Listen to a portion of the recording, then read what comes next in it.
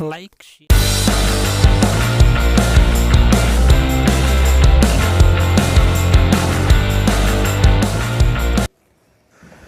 Good morning વિદ્યાર્થી મિત્રો, ધોરણ 12 પ્રાયોગિક ભૌતિક વિજ્ઞાનની અંદર ફરી એકવાર તમારું હાર્દિક સ્વાગત છે.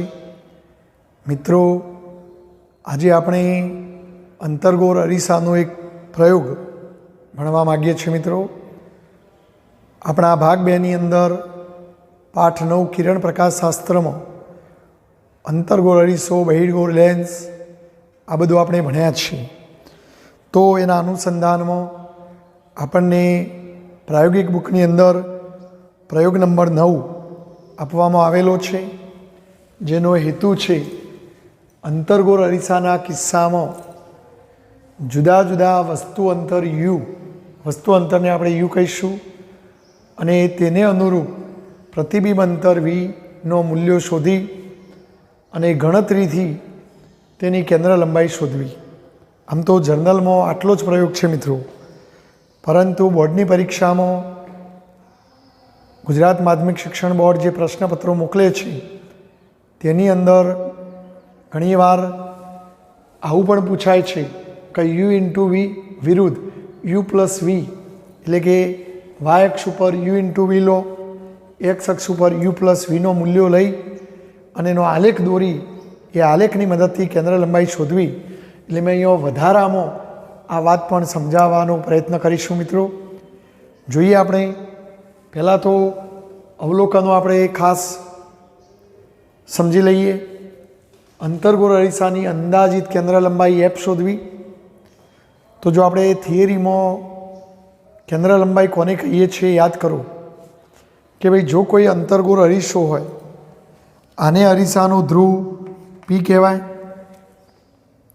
જો આ અરીસાને કોઈ દૂરની વસ્તુ જોવા માટે મૂકીએ મિત્રો, તો દૂરની વસ્તુમાંથી આવતા કિરણો સમાંતર હોય, અને આપણે જાણીએ છીએ મિત્રો કે આ સમાંતર કિરણો અરીસા દ્વારા પરાવર્તન પામીને જે બિંદુમાંથી પસાર થાય, તો ત્યાં આપણે એવું પણ ભણ્યા હતા કે મુખ્ય અક્ષને સમાંતર આવતા કિરણો પરાવર્તન પામીને કોઈ એક બિંદુએ કેન્દ્રિત થતો હોવાનો આપણને કેન્દ્રિત થતો જોવા મળે છે. મિત્રો, તો મુખ્ય અક્ષને સમાંતર આપાત થતો કિરણો અરીસા દ્વારા પરાવર્તન પામીને જે બિંદુએ કેન્દ્રિત થાય તે બિંદુને અરીસાનું મુખ્ય કેન્દ્ર, ફોકલ પોઈન્ટ કહેતા હતા.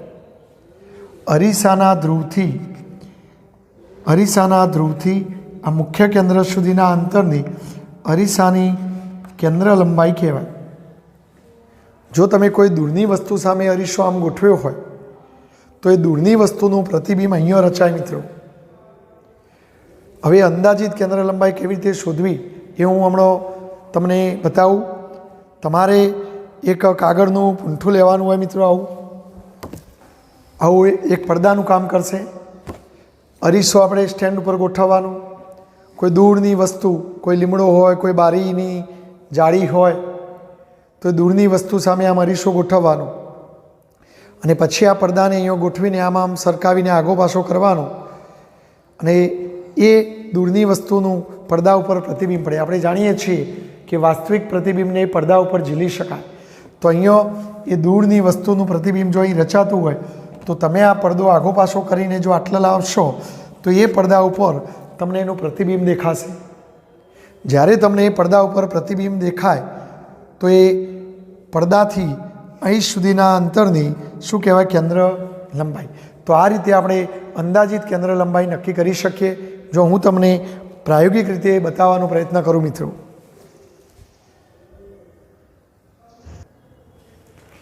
જો મિત્રો અહીંયા એક અરીસો આ ગોઠવેલો છે આ સ્ટેન્ડ ઉપર. મિત્રો, બરાબર અહીંયા દૂર પહેલાં એક સામેના રૂમની એક બારી છે. મિત્રો, એ બારીમાંથી આવતો કિરણો પરાવર્તન પામીને, બારી દૂર હોવાથી દૂરથી આવતો કિરણો સમાંતર હોય, એ સમાંતર કિરણો પરાવર્તન પામીને જે બિંદુએ કેન્દ્રિત થાય તેઓ એનું મુખ્ય કેન્દ્ર હોય. મિત્રો, તો જો આપણે આ પડદો છે, એ કાગળનો આવો પડદો લેવાનો, મેં અહીં દૂર ગોઠવ્યો છે, અને જો હું એને ધીમે ધીમે ધીમે નજીક લાવીશ, તો કોઈ એક જગ્યાએ આપણને ક્લીન પ્રતિબિંબ દેખાશે. જુઓ મિત્રો, જો આમ લઈ જશો તો પાછું ચોખ્ખું થઈ જશે, અને જો આ એકદમ ક્લીન પ્રતિબિંબ દેખાય એવી વ્યવસ્થા ગોઠવવાની. જો એકદમ ક્લીન પ્રતિબિંબ બારીનું તમને દેખાતું છે પડદા ઉપર, તો એનો મતલબ કે દૂરની બારીનું પ્રતિબિંબ અહીં રચાશે, તો આ જગ્યાએ મુખ્ય કેન્દ્ર છે. હવે આવી ફૂટપટ્ટી લઈ અને તમારી ફૂટપટ્ટીની મદદથી આ લેન્સથી, આ અરીસાથી અહીં સુધીનું અંતર માપી લેવાનું. જો આ અંતર લગભગ 21 સેન્ટીમીટર જેવું છે. કેટલું છે મિત્રો? 21 સેન્ટીમીટર જેવું છે. તો આપણે આ રીતે 21 સેન્ટીમીટર એ અંદાજિત કેન્દ્ર લંબાઈ કહેવાય મિત્રો. તો મિત્રો આ રીતે અંદાજિત કેન્દ્ર લંબાઈ શોધવાની અને લખવાની અંતર્ગોળ અરીસાની અંદાજિત કેન્દ્ર લંબાઈ 21 સેન્ટીમીટર. જો દૂરની કોઈ થોબલો હોય, કોઈ દૂરનું વૃક્ષ હોય, તો એનું પણ પ્રતિબિંબ તમે આ રીતે પડદા ઉપર ઝીલીને અંદાજિત કેન્દ્ર લંબાઈ નક્કી કરી શકો. એટલે આ અંતર્ગોળ અરીસાની અંદાજિત કેન્દ્ર લંબાઈ 21 સેન્ટીમીટર છે. ચલો હવે આપણે અવલોકન કોઠામાં રહેલી બીજી કેટલીક બાબતોની સમજ મેળવીએ. મિત્રો આપણા પ્રેક્ટિકલની અંદર ઓપ્ટિકલ બેન્ચ એવો શબ્દ પ્રયોગ કર્યો હોય, તો ઓપ્ટિકલ બેન્ચ એક પ્રકારનું વિશિષ્ટ સાધન છે. એની અંદર ફૂટપટ્ટી, વચ્ચે સળિયો, એ સળિયા ઉપર સ્ટેન્ડ, એ સ્ટેન્ડ ઉપર અરીસો મૂકી અને એને આગળ પાછળ સરકાવી શકાય એવી બધી વ્યવસ્થા હોય છે. બરાબર? તો એ ઓપ્ટિકલ બેન્ચની ઉપર આ બધું વ્યવસ્થિત ગોઠવેલું હશે. એટલે તમારે એક સીધી લાઇનમાં બધું ગોઠવી શકાય એ માટે આવું તૈયાર પ્રાયોગિક સાધન પણ આવે છે. પણ મોટાભાગની શાળાઓમાં ઓપ્ટિકલ બેન્ચના બદલે તમને એક ટેબલ આપેલું હોય અને એ ટેબલ ઉપર તમારે આ પ્રયોગ કરવાનો હોય છે. તો બંને રીતે આપણે પ્રયોગ કરી શકીએ. અહીં ઓપ્ટિકલ બેન્ચની વ્યવસ્થા કરવા માટે આપણે કોઈ ટેબલ ઉપર ફૂટપટ્ટીને સેલો ટેપથી ચોંટાડીને સ્કેલને ફિટ કરી શકીએ, અને બાજુમાં તમે અરીસો, વસ્તુ પિનના બધું ગોઠવીને પ્રયોગ કરી શકો. પરિણામ તો બધામાં સરખું જ આવે છે મિત્રો. એટલે ઓપ્ટિકલ બેન્ચ ભારેખમ શબ્દ જોઈને ગભરાઈ જવાનું નથી મિત્રો. જોઈએ હવે આપણે બીજી થોડી વાત કરીએ મિત્રો. ઇન્ડેક્સ સોયની મદદથી વસ્તુનું અરીસાથી માપેલું વાસ્તવિક અંતર. હવે ઇન્ડેક્સ સોય એટલે શું મિત્રો? તો ઇન્ડેક્સ સોય એટલે કોઈ દવાખાનાની સોય કે દરજીની સીવાના સંચાની સોયની વાત નથી. આવું કોઈ સળિયો લેવાનો તમારે, પછી ધાતુનો સળિયો હોય કે ગમે તે સળિયો હોય કે કોઈ સળી હોય, પાતળી સળી, બરાબર? તો આવી એક, જો આ એક સળિયા જેવી મેં વસ્તુ લાવ્યો છું, બરાબર? ભરત ગૂંથણનો સળિયો પણ બહેનો વાપરે છે, તો એ પણ વાપરી શકાય. આની લંબાઈ મોટી લો, નાની લો, એના સાથે કોઈ લેવા દેવા નથી. તો આને ઇન્ડેક્સ સોય તરીકે આપણે ઓળખીશું મિત્રો. બરાબર? હવે જો શું કહે છે? ઇન્ડેક્સ સોયની મદદથી વસ્તુનું અરીસાથી માપેલું વાસ્તવિક અંતર. તો મિત્રો ખરેખર ધારો કે આપણી પાસે આ અરીસો છે, એને આપણે એક સ્ટેન્ડમાં ગોઠવીશું. બરાબર? આ રીતે સ્ટેન્ડમાં ગોઠવેલો હોય.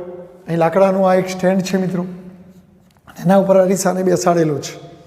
સામે આ એક વસ્તુ પિન છે, તો એ પણ જો એક લાકડાના ડટ્ટા ઉપર એક સળિયો ખોસીને આવી પિન બનાવેલી હોય. હવે આપણે જાણીએ જ છીએ મિત્રો કે જો આને આપણે વસ્તુ પિન કહીએ, તો વસ્તુ પિનનું અરીસાથી અંતર માપવું હોય તો સામાન્ય રીતે અરીસાથી સાચું અંતર ધ્રુવથી જ મપાય. અરીસાના ધ્રુવથી વસ્તુ સુધીનું અંતર તમારે એ સાચું અંતર કહેવાય.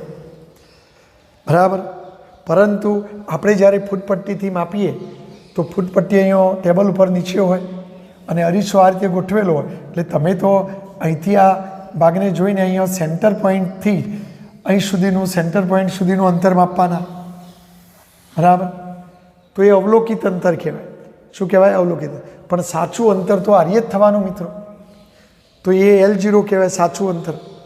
તો અહીંયા એટલા માટે લખ્યું છે ઇન્ડેક્સ સોયની મદદથી વસ્તુનું અરીસાથી માપેલું વાસ્તવિક અંતર.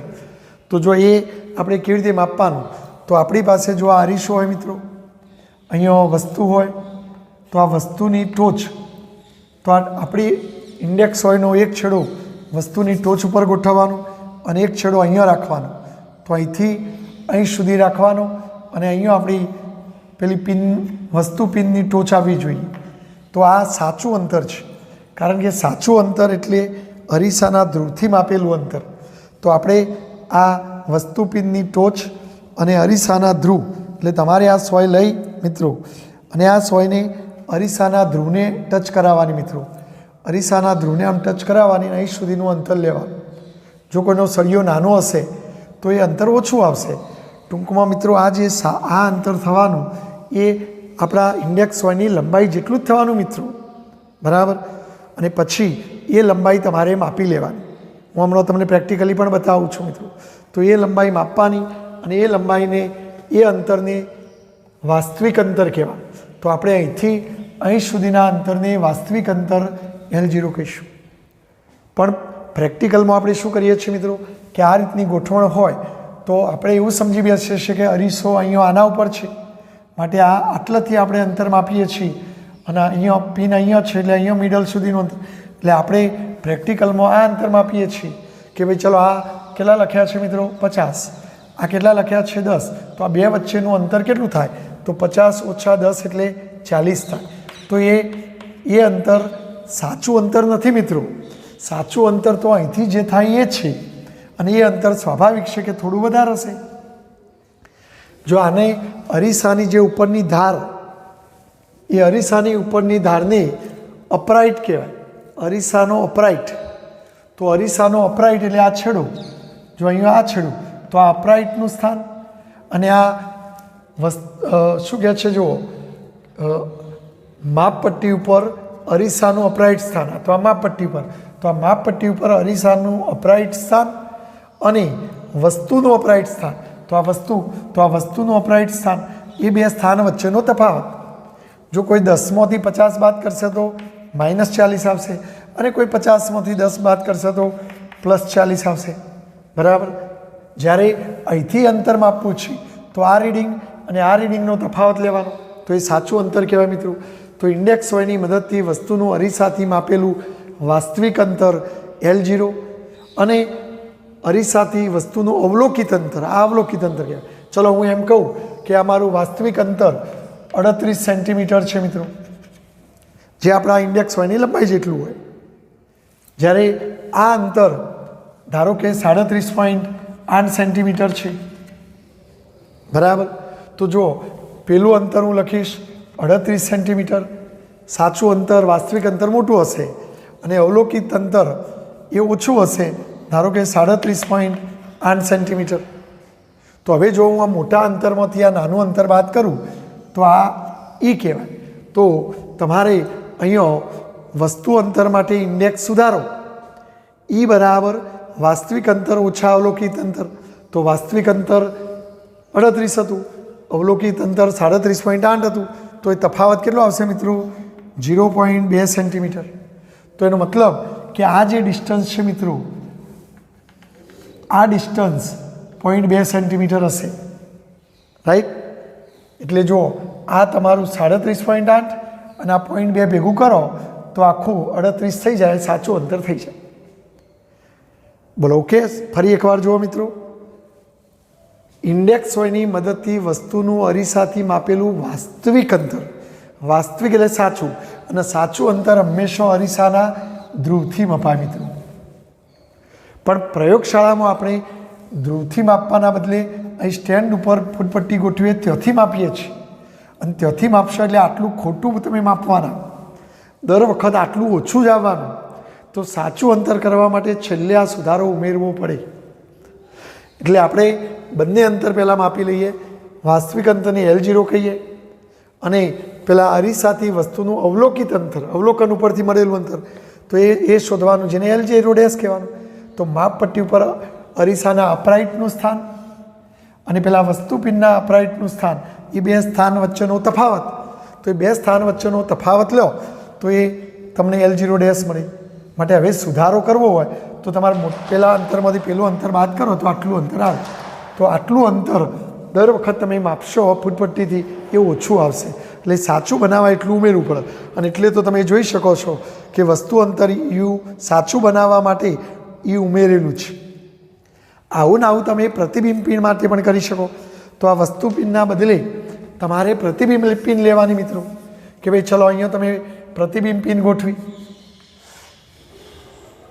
તો પ્રતિબિંબ પિન માટે પણ સાચું અંતર તો ધ્રુવથી જ મપાય મિત્રો. પણ તમે ફૂટપટ્ટીથી માપશો એ આમ આપશો તો પછી બેનો તફાવત એટલે પેલો સુધારો.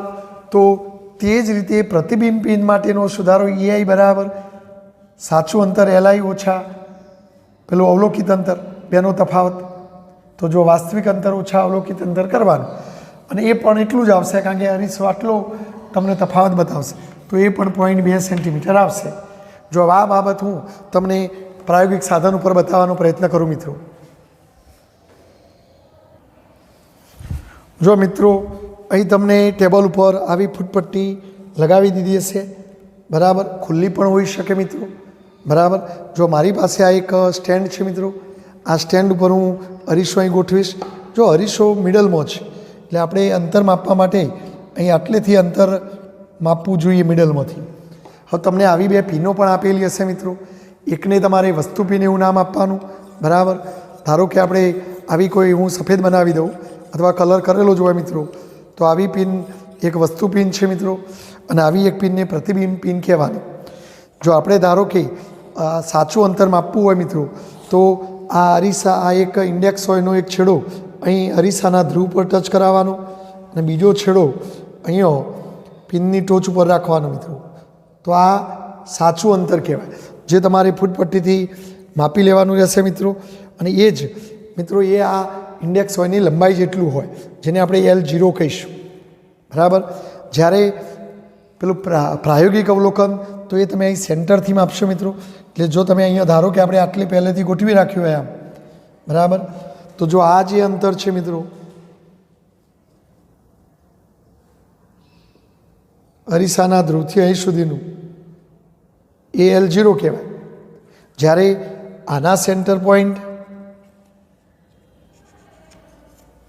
અને આના સેન્ટર પોઈન્ટ વચ્ચેનું અવલોકન એ તમારું આના અરીસાના અપરાઇટનું સ્થાન એટલે આ ધારનું સ્થાન અને આ વસ્તુપિનના અપરાઇટના સ્થાન વચ્ચેનું અંતર, એ અંતરનો તફાવત લો તો એ તમને પેલું અવલોકિત અંતર કહેવાય. અને બંનેનો તફાવત લો તો તમને સુધારો E મળે. તો આ રીતે તમારે સુધારો શોધવાનો રહેશે મિત્રો. અને હવે આપણે થોડી થિયરી સમજી લઈએ. જો મિત્રો હવે પ્રયોગની અંદર આપણે શું કરવાનું છે, તો જો એક તો અંદાજિત કેન્દ્ર લંબાઈ 21 સેન્ટીમીટર આવી ગઈ, તો અહીંથી 21 સેન્ટીમીટર અંતરે તમને મુખ્ય કેન્દ્ર મળ્યું. તો આ એફ કેન્દ્ર લંબાઈ એફ જેટલું અંતર કહેવાય. જો હજુ તમે બીજું એટલું અંતર જાઓ તો એફ ને એફ 2F, તો આ 2F જેટલું અંતર કહેવાય જો તમારું વક્રતા કેન્દ્ર આવેલું હોય મિત્રો. હવે આપણે વસ્તુને જો વક્રતા કેન્દ્રથી દૂર મૂકીએ, ધારો કે આપણે પેલી પ્રતિબિંબ પિન અહીંયા તમે મૂકી તો એ 2F થી દૂર મૂકી કહેવાય. હવે ધારો કે આ પ્રતિબિંબ પિનનો ઉપરના છેડાને હું A કહું, નીચેના છેડાને B કહું. તો હવે આનું મારે પ્રતિબિંબ શોધવું હોય મિત્રો, તો આપણે થિયરીમાં ભણ્યા એ પ્રમાણે ધારો કે આ નીચેના છેડાનું પ્રતિબિંબ શોધવું હોય તો એમાંથી ઓછામાં ઓછો 2 કિરણો લેવો પડે. એક આપણે મુખ્ય અક્ષને સમાંતર કિરણ લઈએ. જુઓ કે ભાઈ ચલો અહીંથી આવતું આ મુખ્ય અક્ષને સમાંતર કિરણ,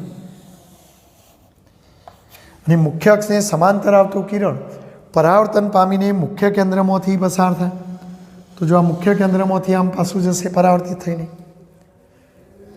જો હજુ આપણે પ્રતિબિંબ શોધવા માટે ઓછામાં ઓછો 2 કિરણ લેવાનું, તો ધારો કે આ બી બિંદુમાંથી એક કિરણ ધ્રુવ પર જતું લઈએ આપણે મિત્રો. તો જો અહીંથી ધ્રુવ પર કિરણ આવ્યું. હવે આ જગ્યાએ હું સપાટીને લંબ દોરું તો આપાત કિરણ એ લંબ સાથે બનાવેલો ખૂણો એટલે આપાત કોણ કહેવાય. જેટલો આપાત કોણ હોય એટલો જ પરાવર્તન કોણ રાખીને પરાવર્તિત કિરણને આપણે આમ જતું દોરવું જોઈએ. તો જો આ પરાવર્તિત કિરણ આમ ગયું તો આ બી બિંદુમાંથી નીકળેલો બંને કિરણો અહીં છેદે છે, માટે આ બીનું પ્રતિબિંબ બી ડેશ અહીંયા રચાય. જો આ બી નીચે હતું તો અહીં ઉપર આવશે, એનું પ્રતિબિંબ અહીં નીચે આવશે, એટલે તમને પ્રતિબિંબ આમ ઊંધું દેખાશે. તો તમે આ બાજુથી જો અરીસામાં જોવાનો પ્રયત્ન કરશો મિત્રો તો એ પિનનું પ્રતિબિંબ તમને આ રીતે ઊંધું જોવા મળશે. માટે આ વસ્તુ છે તો આ અંતરને વસ્તુ અંતર કહેવાય. પણ જો તમે અહીંથી માપવાના, ફૂટપટ્ટી તો અહીં નીચે હોય તો તમે આ માપવાના, તો એક ખોટું અવલોકન આવશે યુ ડેશ. પણ જો સાચું તો ધ્રુવથી જ મપાય મિત્રો, તો પેલો સુધારો E તમારે ઉમેરવો પડે. તો આ યુ ડેશ પ્લસ E કરો તો જ આ સાચું અંતર યુ થાય. બરાબર, મારી વાત સમજ્યા તમે? કારણ કે તમે ફૂટપટ્ટીથી માપવાના, તો ફૂટપટ્ટી તો અહીં અરીસાના આટલેથી હશે, તો એ તમે યુ ડેશ માપવાના. પણ ધ્રુવથી સાચું અંતર કરવા માટે યુ ડેશમાં ઈ આ પેલો સુધારો ઈ ઉમેરવો પડે. તો યુ બરાબર યુ ડેશ પ્લસ ઈ કરવું પડે ને એ આપણે એડવાન્સમાં શોધી કાઢ્યું છે મિત્રો. પ્રતિબિંબ પિંડ માટે પણ એવું જ થવાનું કે જો અહીંયા પ્રતિબિંબ રચાતું હોય તો તમે ફૂટપટ્ટીથી માપવાના એ અહીંયા જ માપવાના, તો એ ખોટું મળવાનું વી ડેશ. પણ સાચું અંતર તો અહીંથી જ હોય તો પછી તમારે આટલું ઉમેરવું પડે. તો એ સુધારો આપણે જેને ઈ આઈ કીધેલો તો એ પણ 0.2 જ હશે તો એ ઉમેરી દેવાનું. તો વી ડેશમાં પેલો સુધારો ઈ આઈ ઉમેરો તો જ સાચું પ્રતિબિંબ અંતર બને. હવે જો આપણે પ્રેક્ટિકલમાં શું કરીશું મિત્રો, તેઓ તમને આવી ઓપ્ટિકલ બેન્ચ હોય કે ફૂટપટ્ટી આવી રીતે લગાડી દેલી હોય તો તમારે ઈચ્છા પ્રમાણે પહેલેથી અરીસાને ક્યાંક ગોઠવી દેવાનું. દાખલા તરીકે મેં જો અહીંયા 0, 5 આ 10 છે મિત્રો, તો આ 10 ઉપર મેં અરીસાનું સ્ટેન્ડ ગોઠવી દીધું. તો જો અરીસાનું સ્થાન અહીંથી કેટલા અંતરે છે મિત્રો, 10 સેન્ટીમીટર અંતરે છે. તો આપણે અહીં લખવું પડે કે ભાઈ અવલોકન કોઠામાં ક્રમ નંબર 1 અરીસો એમ કયો મૂક્યો, તો 10 સેન્ટીમીટર અંતરે મૂક્યો છે મેં મિત્રો. હવે સ્થાન કોનું, વસ્તુપિનનું. તો ધારો કે કોઈ વિદ્યાર્થીએ વસ્તુપિન અહીંયા મૂકી, જો આ ખાલી, અથવા ધારો કે કોઈ વિદ્યાર્થીએ અહીંયા મૂકી મિત્રો વસ્તુપિન, તો જો અહીં કેટલા લખેલા છે મિત્રો, 60. માટે અહીં લખવું પડે સ્થાન કોનું, વસ્તુપિનનું, 60 સેન્ટીમીટર અંતરે. પ્રતિબિંબ આપણે પછી વિચારીએ. હવે અવલોકિત વસ્તુ અંતર, તો અવલોકિત વસ્તુ અંતર એટલે હવે ખરેખર વસ્તુ આટલે દૂર છે તો તમે આર્ય અંતર શોધવાના, આ અવલોકિત વસ્તુ અંતર કહેવાય. પણ જો આ 60 છે, આ 10 છે, તો આ અહીં વચ્ચેનું અંતર 10 ઓછા 60 તો -50. અથવા કોઈ વિદ્યાર્થી 60 ઓછા 10 કરે તો 50. તો એનો મતલબ કે અહીંથી અહીં સુધીનું અરીસાથી વસ્તુ સુધીનું અંતર 50 થાય. એટલે તમારે આ અંતરમાંથી આ અંતર બાદ કરી દેવાનું. તો એ શું કહેવાય, અવલોકિત અંતર 50. પરંતુ આ 50 એ સાચું અંતર નથી મિત્રો, ખરેખર સાચું અંતર તો આટલેથી થવાનું. તો પછી પેલો સુધારો એ તમારે ઉમેરવો પડે. તો આપણે એ કેટલો હતો મિત્રો, 0.2. તો પછી 50 વત્તા 0.2 એટલે 50.2 થાય. બોલો ખ્યાલ આવ્યો. તો આ રીતે તમારે અંતર લેવાનું મિત્રો. કારણ કે આ 10 તો અરીસો પહેલાંથી 10 હતો જ, એટલે તમે પેલું 60 કહેશો એ વાસ્તવમાં 60 તો આટલાથી થવાનું. તો એ 60માંથી પહેલાં 10 તો બાદ કરો તો જ વસ્તુ અને અરીસા વચ્ચેનું અવલોકિત અંતર થાય. તો એ અવલોકિત અંતર શોધવા માટે આ બેનો તફાવત લઈ લેવાનો અને પછી પેલો સુધારો મેળવી દેવાનો. હવે આપણે થિયરી પ્રમાણે તો વસ્તુમાંથી નીકળેલો કિરણો આમ જતો હોય તો આપાત કિરણની દિશા તમે માપવા માટે આમ ગયા તો આપાત કિરણની વિરુદ્ધ દિશામાં મપાયેલું અંતર ઋણ લેવાય. એટલે પછી તમારે આ અંતર ઋણ લેવાય એટલે અહીં આગળ લખી દેવાનું -50.2. એટલે પહેલાં તમારે બધું આ રીતે શોધી કાઢવાનું, પછી આગળ માઇનસ ચિહ્ન મૂકવાનું. હવે પ્રતિબિંબ અંતર એ બધું શોધવાનું છે. તો પ્રતિબિંબ કેવી રીતે શોધવું એ મિત્રો, તો જો હવે મિત્રો અહીંયા તમને આ જે વસ્તુ મેં મૂકી એ વસ્તુનું અહીંયા ઉલટું પ્રતિબિંબ તમને અરીસામાં દેખાતું છે, જેમ મેં અહીંયા બતાવ્યું છે તે. હવે ઉલટું પ્રતિબિંબ તમને દેખાતું હોય તો હવે તમારી પાસે એક બીજી પિન લેવાની જેને પ્રતિબિંબ પિન કહેવાની. એ પ્રતિબિંબને તમારે અહીંયા ગોઠવવાની. ધારો કે મેં પ્રતિબિંબ પિન અહીંયા ગોઠવી મિત્રો, તો જો આ પ્રતિબિંબ પિન છે તો પ્રતિબિંબ પિન અહીં છે, પેલું પ્રતિબિંબ અહીંયા છે, તો આ તો બંનેનો સ્થાન અલગ અલગ જગ્યાએ છે. તો બંનેનો સ્થાન વચ્ચે ભેદ છે, તફાવત છે. તો હવે તમારે અરીસામાં જોતા રહેવાનું અને આ પિનને આમ આગી પાછી કરવાની અને એ પિનને ખસેડીને એવી જગ્યાએ લાવો.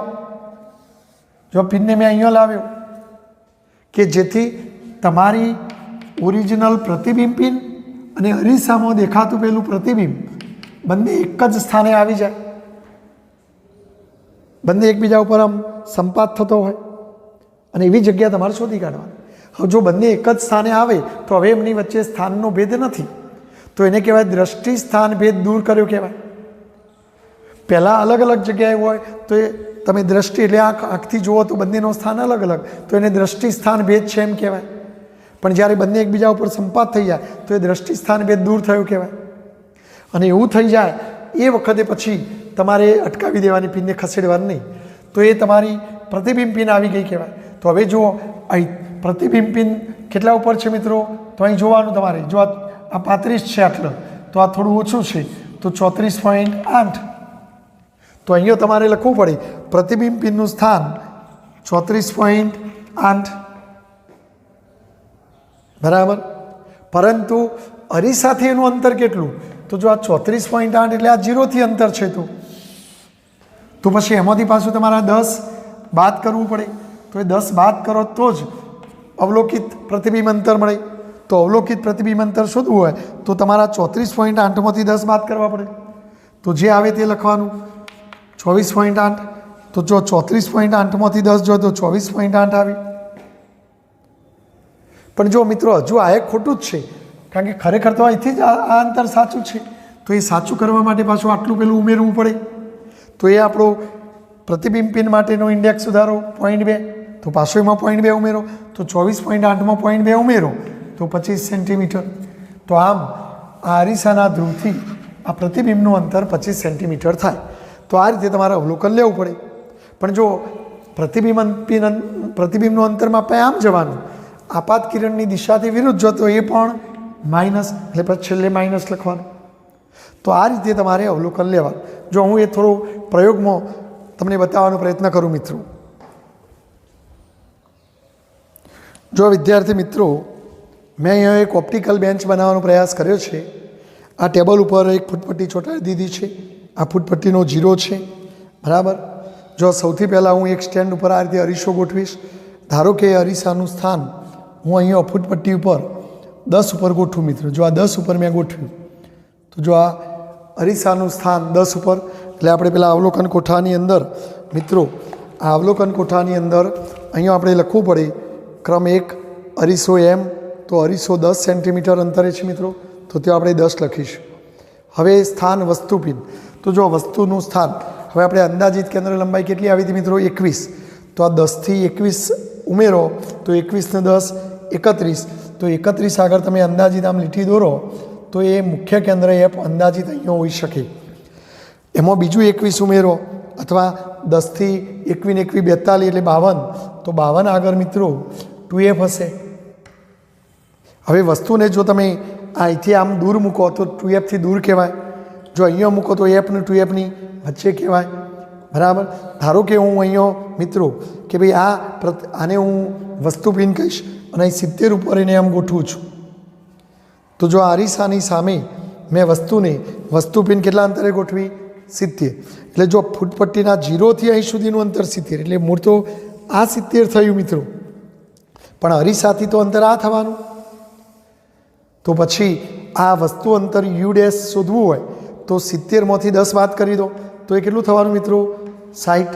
એટલે જો અહીંયા આપણે લખવું પડશે મિત્રો અવલોકન કોઠામાં કે ભાઈ સ્થાન વસ્તુપિનનું સ્થાન કેટલું? 70. પરંતુ અવલોકિત વસ્તુ અંતર કેટલું? તો 70માંથી 10 બાદ કરો એટલે 60 સેન્ટીમીટર. પરંતુ સુધારેલું અંતર તો પાછું પેલું 0.2 ઉમેરવાનું.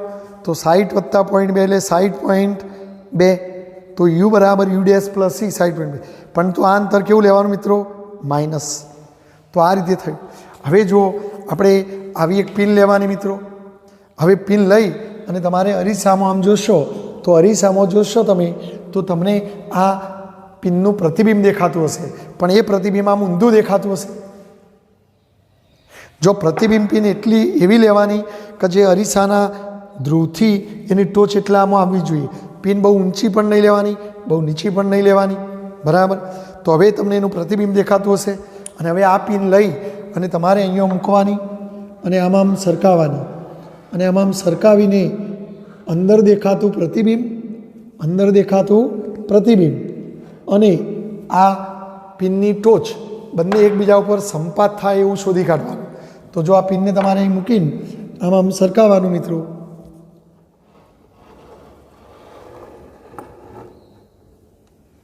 અને આમ જોવાનું બંને એકબીજા ઉપર સંપાત થતો હોવો જોઈએ. અને જો બંને એકબીજા ઉપર સંપાત થાય તો દ્રષ્ટિ સ્થાનભેદ દૂર થયો કહેવાય મિત્રો.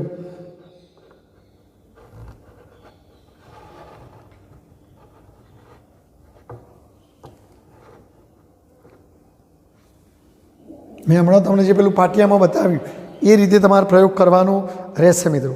તો જો હવે અહીંયા હું મિત્રો જોઉં તો અહીંયા મને આ રીડિંગ મળે છે. અહીંથી આપણે જોઈએ તો આ 0થી અહીં 38 છે અને 38.8, તો 38.8 જેવું મળે છે મિત્રો. તો મારે અહીંયા લખવું પડે, અહીંયા પ્રતિબિંબ પિનનું સ્થાન 38.8 સેન્ટીમીટર. પણ જો એ તો અહીંથી જ છે મિત્રો, 0થી. તમારે અરીસાથી લેવાનું છે તો 38.8માંથી પાછા 10 બાદ કરી દો તો કેટલું આવવાનું? 28.8. તો અહીંયા અવલોકિત અંતર લેવાનું 28.8 સેન્ટીમીટર. બરાબર છે? ખ્યાલ આવી ગયો મિત્રો? તો આ અવલોકિત અંતર જેને V' કહેવાય. પરંતુ સાચું અંતર તો અરીસાના ધ્રુવથી આવે, તો પાછું પેલું 0.2 ઉમેરી દો તો 28.8 વત્તા 0.2 એટલે 30 સેન્ટીમીટર થશે મિત્રો. તો તમારે સુધારેલું પ્રતિબિંબ અંતર V બરાબર V' પ્લસ EI, તો એ 30 સેન્ટીમીટર થશે. રાઈટ? પરંતુ આપાત કિરણો આમ જો તમારે અંતર માપવા આમ જવાનું તો એ કેવું લેવાનું? માઇનસ લેવાનું. તો આ રીતે તમારે અવલોકન લેવાનું. હવે બીજું અવલોકન લેવું હોય મિત્રો તો વસ્તુનું સ્થાન બદલી દેવાનું. ધારો કે વસ્તુનું સ્થાન મેં 65 ઉપર ગોઠવ્યું, તો જો 65 એટલે અહીંથી 65, પણ આ 10 ઓછું કરી દો તો 65 ઓછા 10 એટલે 55 થશે. પણ એ 55માં પાછું પેલું 0.2 ઉમેરો એટલે 55.2 થશે. તો એ વસ્તુ અંતર કહેવાય. ફરી પાછી આ પિન લઈ અને શોધી કાઢો પ્રતિબિંબ, અને જો દ્રષ્ટિ સ્થાન ભેદ દૂર થાય, અરીસામાં અંદર આનું સફેદ પ્રતિબિંબ દેખાતું છે આમ ઊંધું, અને આ પિનને તમે આમ ધારો કે અહીંયા તેનું પ્રતિબિંબ હશે અરીસામાં, હવે તમે આને આમ ખસેડીને અહીંયા લાવશો તો બંનેની ટોચ એકબીજાને સ્પર્શ કરશે. તો એ પિનનું સ્થાન આવ્યું, તો એ પિનનું સ્થાન અહીંથી માપી લેવાનું. ફૂટપટ્ટી પર ઓકડો લખ્યો હોય, પછી એમાંથી 10 બાદ કરી દેવાનું તો એ V' બને. પાછો 0.2 ઉમેરો તો એ V બને. એ જ રીતે તમે જુદો જુદો 6 અવલોકનો લેવાનો છે મિત્રો. હું અહીંયા 6 અવલોકનો લઈશ, તમને ફોટો પાડીને એનો મોકલીશ. તમે જર્નલમાં તો લખી દેજો, પછી તમે તમારી રીતે પ્રયોગશાળામાં પણ એ પ્રયોગ કરી શકો. એક અવલોકનની હું ગણતરી તમને સમજાવું મિત્રો. બરાબર? આવા 6 અવલોકનની આપણે ગણતરી કરવાની રહેશે મિત્રો. જો મિત્રો તમારે આવો 6 પરિણામ પ્રયોગો કરવાના છે, 6 અવલોકનોના. મેં નમૂના રૂપે 2 લખ્યો છે, બંનેની હું ગણતરી ખાલી સમજાવું તમને.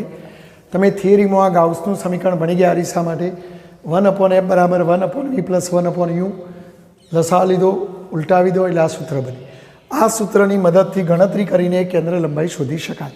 પેલી અંદાજિત આવી હતી, હવે આ સાચી ગણતરીથી આવશે. તો ચલો પહેલાં અવલોકન માટે જુઓ.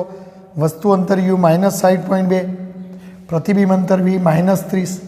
તો યુની જગ્યાએ હું -60.2 જ લખીશ, વીની જગ્યાએ -30, અહીં -60.2 -30. આ બેનો ગુણાકાર માઇનસ માઇનસ પ્લસ થઈ જશે. આ બંનેનો સરવાળો -92.2 થશે. આ બેનો ભાગાકાર કરો તો -19.58. તો અહીંયા લખ્યાવાની -19.58 સેન્ટીમીટર. હવે ત્રુટિ શોધવાની છે. તો જો ત્રુટિનું આ સૂત્ર આપણે યાદ રાખવું પડશે મિત્રો. તમારે પરીક્ષામાં ઘરેથી તૈયાર કરીને આવવું પડે. જો fનો વર્ગ, તો પહેલાં અવલોકનમાં કેન્દ્ર લંબાઈ કેટલી આવી? -19.58, તો એનો વર્ગ. ઈરાય અવલોકનમાં u કેટલો? તો ઈરાય અવલોકનમાં u કેટલો હતો મિત્રો? -60.2, તો છેદમાં -60.2 નો વર્ગ. v કેટલો હતો? -30, તો વર્ગ. અને ડેલ્ટા યુ અને ડેલ્ટા વી, તો પ્રતિબિંબ અંતર અને વસ્તુ અંતરમાં આવતી ત્રુટિ. તો આપણે ફૂટપટ્ટીથી આ લંબાઈ માપતા હોવાથી ફૂટપટ્ટીને લઘુત્તમ માપ શક્તિ 0.1 સેન્ટીમીટર હોય, માટે આપણે 0.1 લખવાનું. કેલ્ક્યુલેશન કરો, માઇનસનો વર્ગ પ્લસ જ થાય, માઇનસનો વર્ગ પ્લસ થાય, માઇનસનો વર્ગ પ્લસ થાય, સાદુરૂપ આપો તો આ ત્રુટિ. તો આપણે એ ત્રુટિ અહીંયા લખ્યાવાની કે ભાઈ 0.0530 સેન્ટીમીટર. હવે આવું ને આવું બીજા અવલોકન માટે ગણવાનું. તો બીજા અવલોકન માટે જો વસ્તુ અંતર -55.2, પ્રતિબિંબ અંતર -31.4, બરાબર છે. તો તમારે -55.2 -31.4 અહીંયા મૂકવાનું, અહીંયા સરવાળો કરવાનો, સાદુરૂપ આપવાનું. તો એ કેન્દ્ર લંબાઈ -20.1 આવી. તો અહીંયા લખીશું -20.01 છે. હવે એમના માટે ત્રુટિ ગણવાની. પણ જો એ બીજા અવલોકનની ત્રુટિ ગણતો હોય તો અહીંયા fનો વર્ગ, તો બીજા અવલોકનમાં fની કિંમત કેટલી આવી? -20.01, તો એ મૂકવાની. બીજા અવલોકનમાં આર્ય અંતર હતું 55.2 હતું મિત્રો વસ્તુ અંતર. પ્રતિબિંબ અંતર 31.4 હતું, બરાબર છે. કેલ્ક્યુલેશન કરવાનું, સાદુરૂપ આપવાનું. તો એ તમને ત્રુટિ મળશે મિત્રો। એ તે ત્રીજા અવલોકન માટે કેન્દ્ર લંબાઈ ગણો, ચોથા અવલોકન માટે ગણો અને બધા અવલોકનો માટે આ ત્રુટિ પણ તમારે શોધવાની રહેશે। પછી પરિણામ છેલ્લે લખવાનું। તો મારો બધા અવલોકનોની સરેરાશ કેન્દ્ર લંબાઈ શોધવાની। તો આ બધા જે જવાબો આવ્યા હોય એમનો સરવાળો કરીને 6 ભાગવાનું, તો એ સરેરાશ કેન્દ્ર લંબાઈ આવી। અને ત્રુટિઓમાં મેક્સિમમ જે ત્રુટિ હોય કે ભાઈ આ બધા ત્રુટિઓમાં જે મોટામાં મોટી ત્રુટિ હોય એ ડેલ્ટા એફ ગણતરીમાં લેવાની। તો પરિણામમાં F plus or minus delta F, તો એફની જગ્યાએ સરેરાશ કેન્દ્ર લંબાઈ અને પેલી મહત્તમ ત્રુટિ તમારે લખવાની રહેશે। અને આ રીતે આપણે આ પ્રયોગ કરવાનો। એટલે જે વિદ્યાર્થીને ગણતરીથી કેન્દ્ર લંબાઈ શોધવાનું કે એને આટલું કામ કરવું પડે। પરંતુ મેં અહીં કીધું તમને કે યુ ઇન્ટુ વી અને યુ પ્લસ વીનો આલેખ દોરીને તમારે કેન્દ્ર લંબાઈ શોધવી પડે। તો હવે એના માટે યુ ઇન્ટુ વી અને યુ પ્લસ વીનો અવલોકનો આપણી પાસે હોવા જોઈએ। તો એ સંજોગોમાં એવા વિદ્યાર્થીઓ જો આ ગણતરીવાળો 2 સ્ટેપ કાઢી નાખે, આ સ્ટેપ કાઢી નાખે મિત્રો, અને ત્યાં અલગથી એક ખાનું યુ ઇન્ટુ વીનું પાડવાનું અને એક ખાનું યુ પ્લસ વીનું પાડવાનું મિત્રો।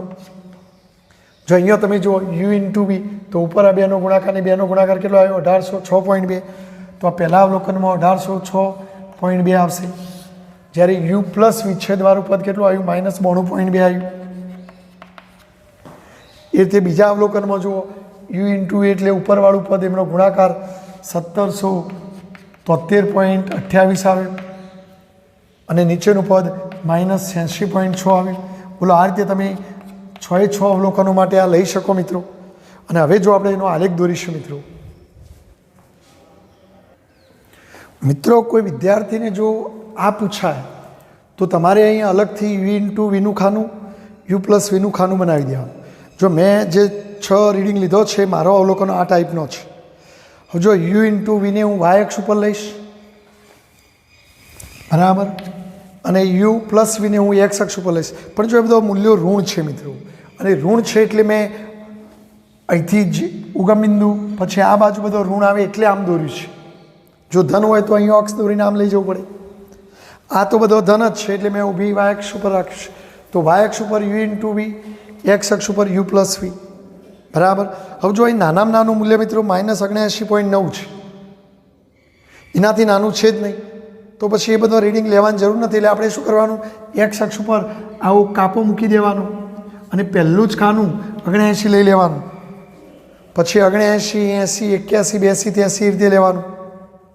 એ રીતે જો અહીંયા નાનામાં નાનું 1573 છે, તો પછી એનાથી નાનો તો લેવાની જરૂર નથી। એટલે જો મેં અહીંયા એક્સ અક્ષ ઉપર કાપો મૂકીને 1400થી લીધું, 1400, 1450, 1500, 1550, 1600, એટલે આવું તમે કરી શકો મિત્રો। હવે જો આ બધા નિરૂપણ કરશો મિત્રો તમે, તો 1806.2 અને 92.2, તો 92.2 એટલે અહીંયા નથી મારી આમાં આગળ અક્ષ દોરશો તો આ 90 પછી 91 આવશે। ધારો કે હું આની વાત કરું તો -86.6, તો આ 86 અને ઉપર 1, 2, 3 એવા 6 કાપાજો તો એ રીડિંગ -86.6 થશે। એ વખતે 1671.66, તો 1671 કેટલા આવે મિત્રો? તો જો આ 1650 છે, આ 1700 છે, તો બેની વચ્ચે 1675 આવશે અને 1671 એટલે એના થોડું ઓછું। તો અહીંથી આમ જવાનું અને અહીંથી આમ જવાનું, જો છેદન બિંદુ આવે તો બિંદુ તમારે બતાવવાનું અને આ રીતે બધા જ બિંદુઓનું નિરૂપણ કરશો તો આ રીતનો આલેખ તમને મળશે। પણ પ્રેક્ટિકલમાં જો કોઈ બિંદુ આગો પાછો હોય તો ટેન્શન નહીં લેવાનું, આપણે મેક્સિમમ બિંદુઓની વચ્ચેથી પસાર થતો આલેખ દોરવાનો।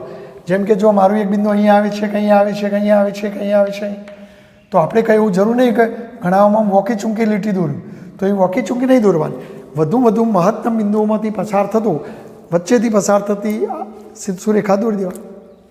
અને હવે કોઈ બિંદુએ આમ કાટખૂણો દોરી દેવાનો, નામ આપી દેવાનું એ બી સી।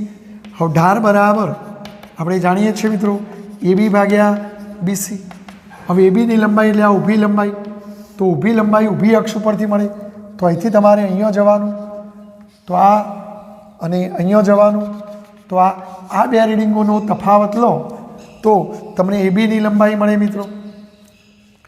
એ રીતે BC એટલે આ લીટી, તો આ લંબાઈ આડી લંબાઈ છે, તો આડી અક્ષ ઉપર જવું પડે, તો અહીંથી તમારે અહીં જવાનું, તો આ રીડિંગ, અને અહીંથી અહીં જવાનું, તો આ રીડિંગ, તો એ બેનો તફાવત લો તો BC મળે। પણ જો આ મૂલ્યો માઇનસ હોવાથી એ તફાવત ઋણ આવશે,